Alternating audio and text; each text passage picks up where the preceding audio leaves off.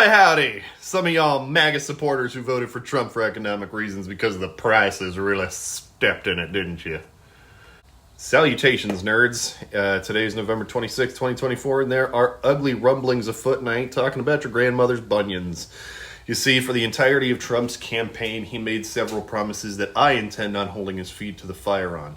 And one of those things are the tariffs and the implicit misunderstanding of what they are when trying to explain it to his supporters. And too many now are completely blindsided by what his policies will actually incur for the average American. And if you're in need of short updates and other similar content, make sure you like and subscribe. I have already gone over tariffs and how they work and how their application on foreign trade can affect your wallet as a consumer.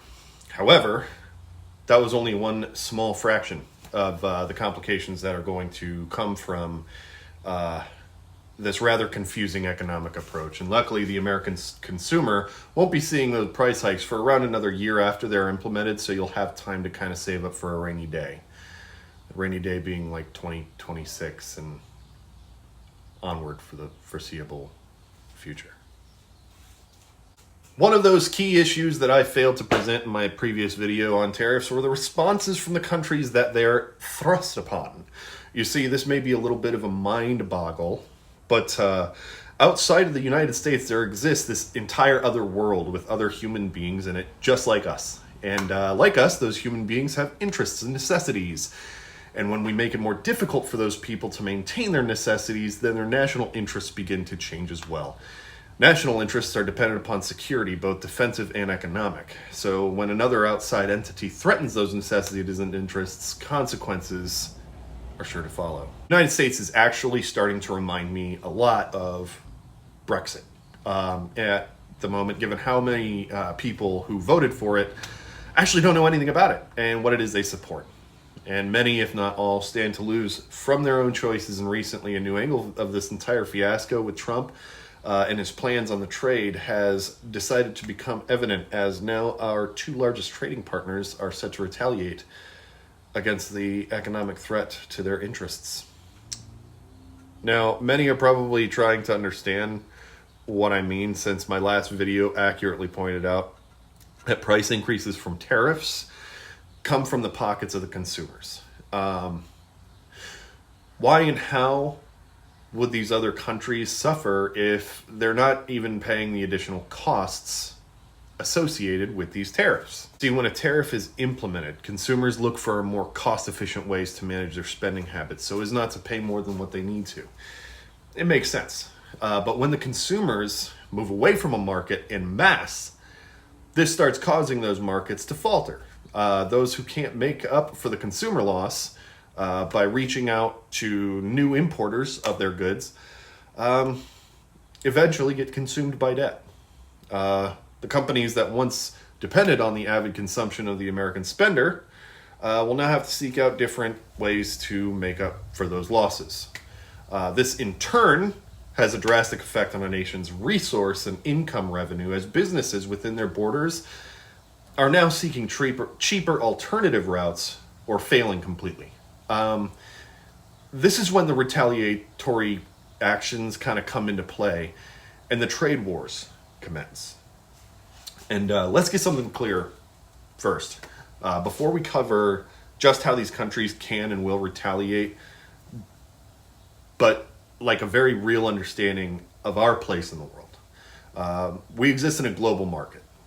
And to the chagrin of people who rail against the threat of globalism, this is a reality we have been leading since the end of World War I, when new economies and new alliances grew out of international trade and, well, the war.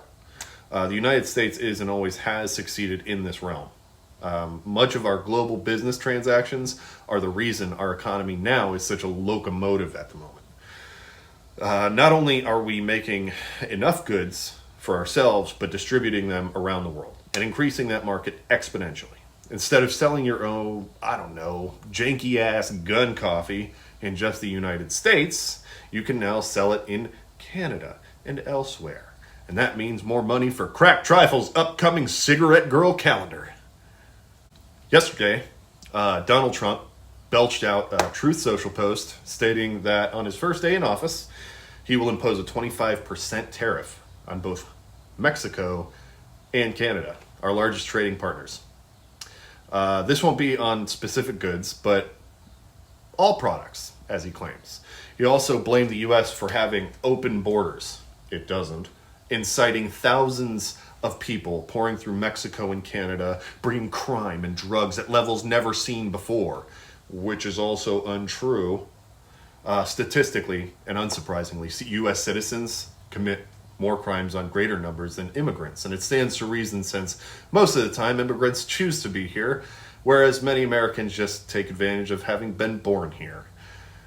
He then went on to state that the end game was until such time as drugs, in particular fentanyl, and all illegal aliens stop this invasion of our country, which isn't, and will never be humanly possible.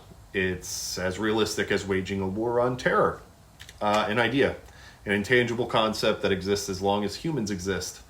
The tariffs he will impose on China are actually much worse. The first female president of Mexico, Claudia Sheinbaum, stated that she will be opening up communication with the Trump administration in regards to these upcoming new policies. She says, to one tariff will come another, and so on until we put our common businesses at risk. She said as she warned that these tariffs would cause job losses and inflation in both neighboring nations. What she made no qualms with mentioning was the fact that they do not produce the weapons that these criminal cartels are obtaining for their businesses, and in fact, she made the pointed remark that the most dangerous criminals are armed because the United States keeps making the firearms and transporting them there while consuming more illegal narcotics than Mexicans do, highlighting a very crucial and nuanced consideration when it comes to criminal networks between our borders. Quote, we do not produce weapons. We do not consume the synthetic drugs, she went on to say. Unfortunately, we have the people who are being killed by the crime that is responding to the demand in your country.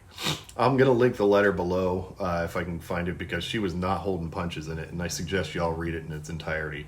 She also rightly pointed out that over the past year, border crossings have fallen dramatically while working with us and other governments on this issue.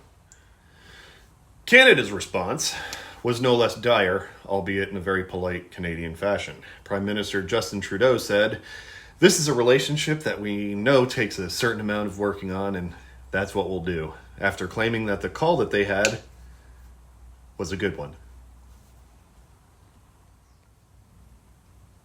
Cool. Although more conservative members don't agree. One member actually stated a 25% tariff would be devastating to workers and jobs in both Canada and the United States, while calling for a meeting of all Canadian premiers to address this potential economic gut punch. Some, on the other hand, hope it's merely just a negotiating tool for us, a nation that's admittedly flush with geopolitical leverage, not the least of which being that American fentanyl deaths and Canadian trade are not a glaring issue at the moment. There's really no large direct correlation to Canada in the regard of fentanyl. The biggest concern for many will be the oil and gas industry, as Canada and the United States share a remarkably robust oil and gas market infrastructure.